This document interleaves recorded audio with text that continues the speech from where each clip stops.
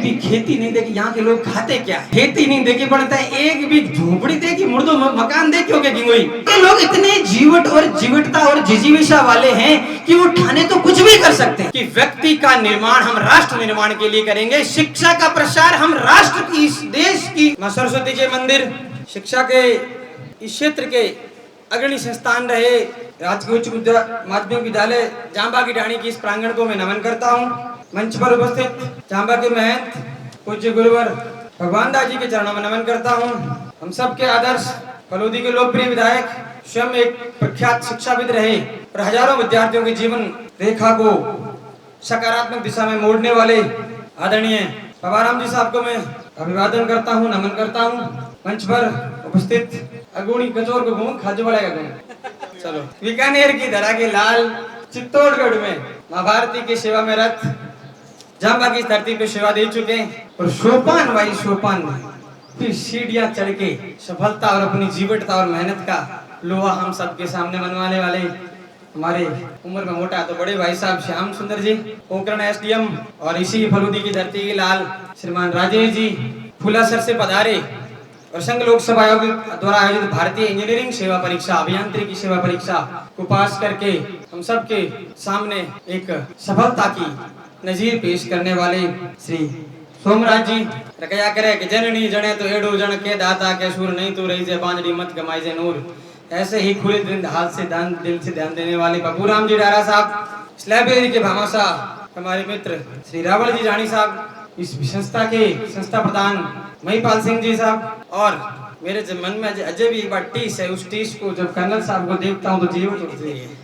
हमारे इस फलोदी के क्षेत्र के विष्णुई समाज के पहले कर्नल आदरणीय मनोहर लाल जी बहादुर साहब, मंच पर विराजमान युवा साथी जिनके मन में मां भारती, भारत राष्ट्र और इस क्षेत्र के विकास के लिए नई सोच और नया विजन है, जो स्वयं एंटरप्रेन्योर है, जो स्वयं अपनी मेहनत और सफलता के द्वारा हम सब के सामने उदाहरण पेश कर रहे हैं, और एक बहुत ही शानदार पहल जिसे कहा जा सकता है आगाज, आरंभ, इस भोगड़ों की धरती के उद्धार का आरंभ और आगाज की हमें जीवन दृष्टि की सोच देने वाले मेरे छोटे भाई और कविवर गुरुवर छोगराम जी के सुपुत्र भाई अभिषेक जी, और मंच पर विराजमान हमारे गुरु जी जिन्हें हमको तो नहीं पढ़ाया लेकिन हमारे पहले वाली पीढ़ी को हमारे गांव में पढ़ाया है, आदरणीय मोहन लाल जी पवार साहब, इस गांव के प्रथम नागरिक, इस जगह के प्रथम नागरिक, सम्मानित जनप्रतिनिधि मनोहर लाल जी गीला साहब, जो स्वयं शिक्षा क्षेत्र से जुड़े रहे हैं।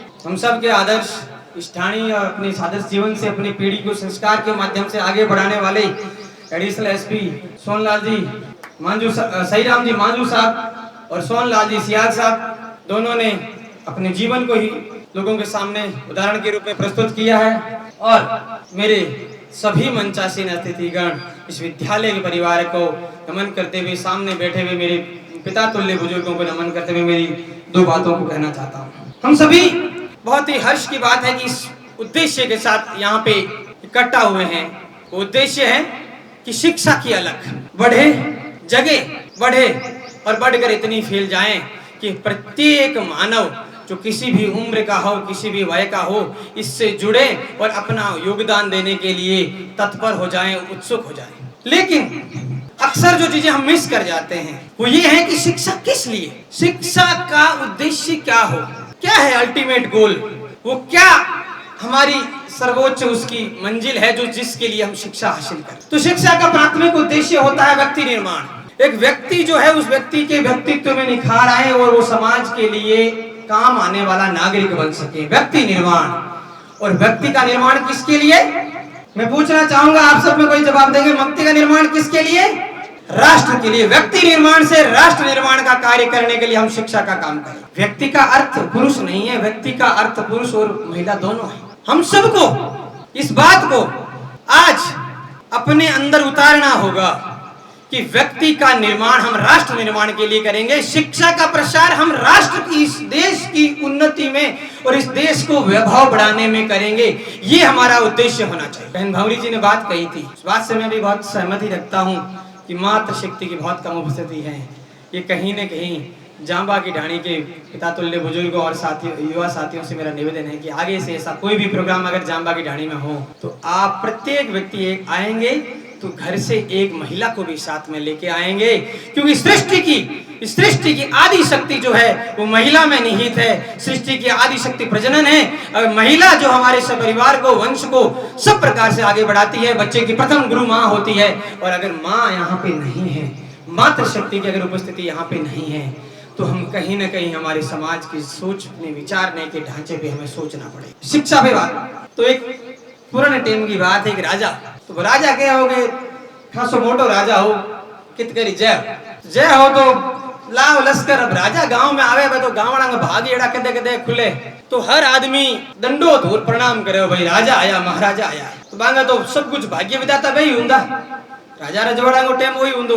तो बीत कर जय हो ना, एक आदमी कोई साधु महाराज जड़ो आदमी हो, वो एक पीपल के नीचे हूँ तो टांग में टांग चौड़ो। तो राजा गयो भाई हगड़े नहीं है, एक आदमी वो हंजू हूँ तो लाल सब दंडोत करन वो वहां खटक क्यों राजा गए। वो तो वही है ये पूरी न्यात हमें एक हमने एमएलए साहब बाबा रामजीत पधारे रा हगड़ा उबो और बेदन कर एक आदमी उबो निवन वो था पड़ जिन वो क्यों नहीं हो फलाना आदमी, वो क्यों नहीं हो रे, वो क्यों नहीं हो इतना एक आया। तो राजा जी बितकर नहीं निकला, राजा जी ने बहुत दी खटक क्यों थोड़ो अगले पाए गांव में ही राजा जी को तंबू लगाउडो। तंबू में जा राजा जी रुकिया तो राजा जी पूछो गया बीती लारे आदमी टांग में टांग चढ़ो तो वो नी नमस्कार करियो नी की करियो, वो हजू ही ऊँ करे। मेरे राज में हूँ वो गजू 9 कोटि को नाथ अरे नाम ही मतलब अगले आदमी कान एटली को गुजारी नहीं। तो सिपाही ने मिलिया कि जाओ बिन ले रहा। तो सिपाही क्या सिपाही जाने मार कोई भला वही कोई शब्द महात्मा के टाके आप हावड़े साबु ही बतलावा भाई राजा जी तो बोलो ठीक है केटा कोई शराब ही दे दे। तो के महाराज जी के हाँ भाई बोलो। तो के थाने राजा जी बुलाया आएगा। तो के राजा जी बुलाया है तो के काम ये वो तो ठाक नहीं राजा जी के काम है। तो काम राजा जी के तो मैंने क्यों बुलाया भाई। तो राजा जी ने आनो चाहिए सिपाही बड़ा आचरण बढ़ गया गजब आदमी है। राजा जी बुलाया तो ही नहीं हाल में आ गया तो मैं बड़ा आश्चर्य बढ़ गया यार करा तो करा के उन्हें राजा को हुक्म उन भी महाराज को डर कोई केटा के भला कोई तांत्रिक आंतरिक तो नहीं आगे के भस्म ही कर दे। राजा तो मार दो वारी हो तो मैं मार दे।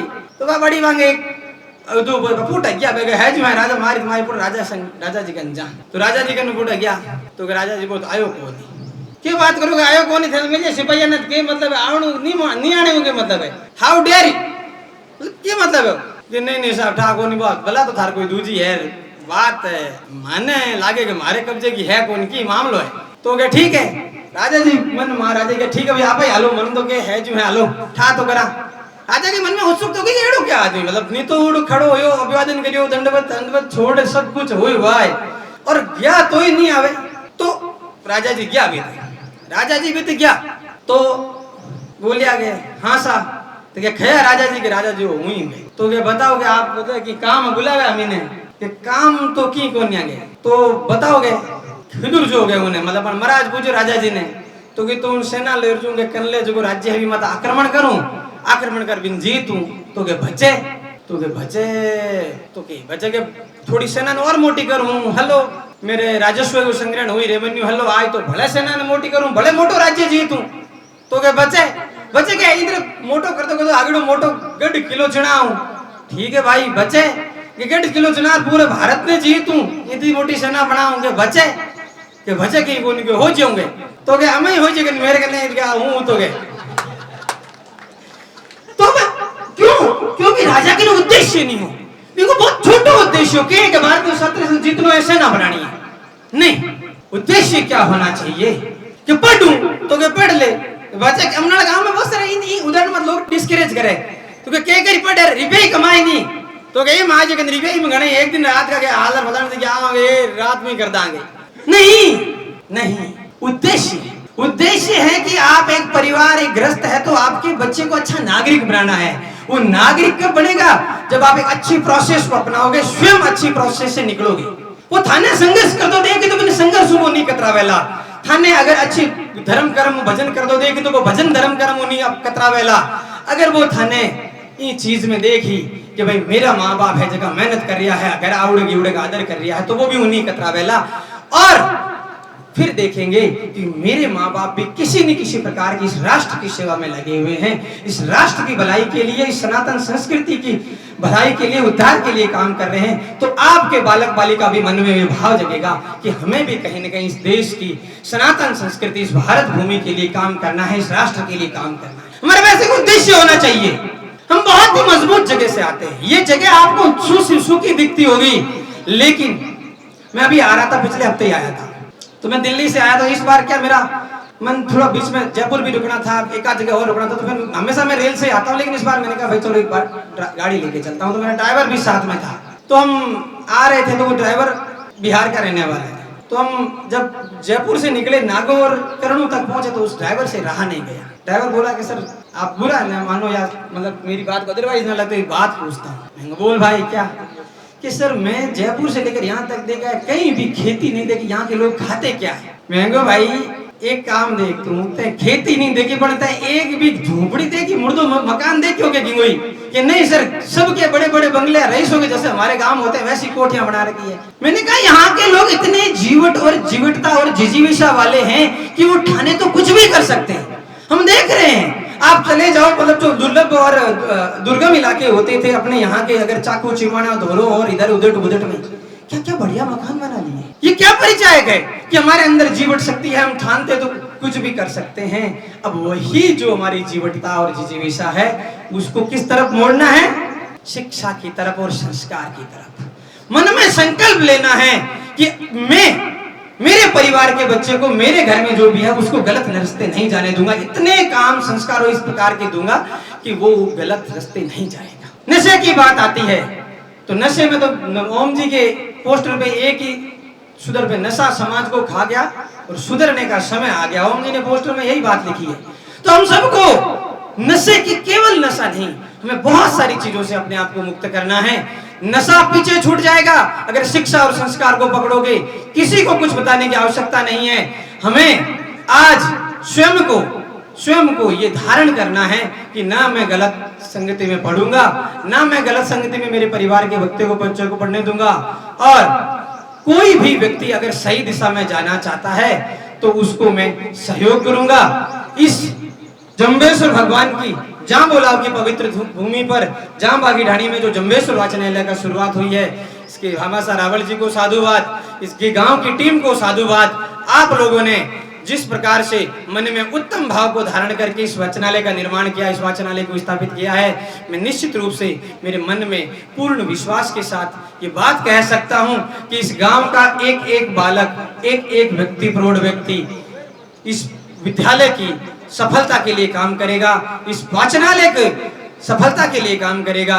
लेकिन ध्यान रखना है, राजेश जी ने और श्याम सुंदर जी ने एक बात का हमें आगाह किया था कि वाचनालय का मतलब, लाइब्रेरी का मतलब है शांति, और शांति से पढ़ाई करना।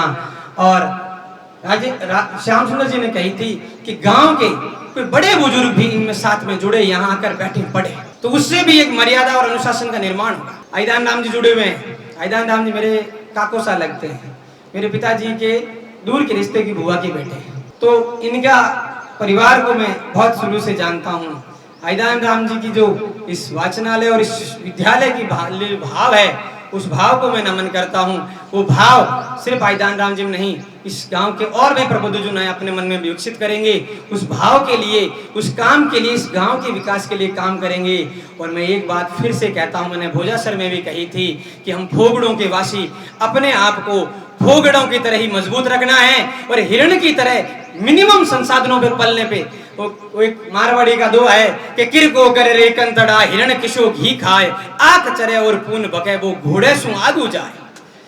कुछ नहीं है हिरण के न क्या बाबड़ो कितनी फिर तो कितो तो पेट है, कितो है पून बके है, छोटा छोटा पांदरा पौड़ा आकड़े को चरे, आकड़ो जड़ो खारे चीज ने भी। लेकिन वो दौड़ में घोड़े और शेर को भी पछाड़ता है, चीता भी उसके पीछे, जो सबसे तेज प्राणी वाला था वो भी उसके पीछे नहीं पहुंच पाता कई बार। तो हमें अपने आप को फोगड़ों का वो हिरण मानते हुए अपने मन अत्यंत न्यून संसाधनों के ऊपर भी अपने आप को संकल्प शक्ति को बढ़ाते हुए, अपनी संकल्प शक्ति को सकारात्मक समय मोड़ते हुए इस प्रकार से कार्य करना है कि प्रत्येक व्यक्ति बाहर का जो जहां से भी आए वो ये देखें धरती तो हुकी है पर लोग बड़ा लीला है, इनमें बड़ो उद्यमिता पूर्ण कार्य हो रहा है कि इनकी यहाँ लोगों में विशेषता है। हर आदमी इस बात की हमारी विशेषता को पहचाने।